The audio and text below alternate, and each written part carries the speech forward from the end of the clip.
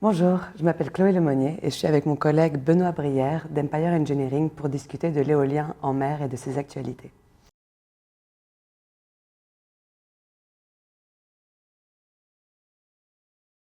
Quelles sont d'après toi les particularités de l'éolien en mer en France?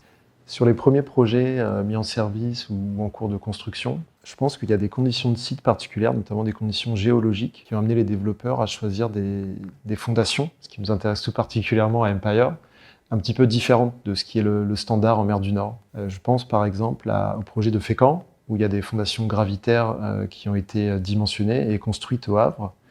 Et ça représente aujourd'hui une mise en œuvre à l'échelle industrielle de ce type de construction qui est un cas d'étude assez unique dans l'éolien en mer. Je sais qu'un certain nombre de développeurs considèrent aujourd'hui des flotteurs en béton armé pour leurs projets. Et il me semble que Fécamp représente un cas d'étude très intéressant sur la mise en œuvre des procédés de fabrication notamment, qui permet de tirer beaucoup d'enseignements. De la même façon, à Courseulles et à Saint-Nazaire, c'est au niveau de la méthode d'installation des monopieux qu'il y a eu des choix un petit peu différents qui ont été faits. Sur chacun des deux projets, on sait qu'il y a des fonds marins rocheux, avec de la roche plus ou moins dure.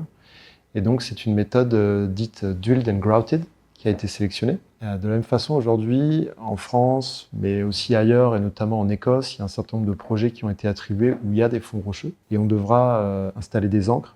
Et ce type de technologie, Drilled and Grouted, pourrait être utilisé sur ce type de projet.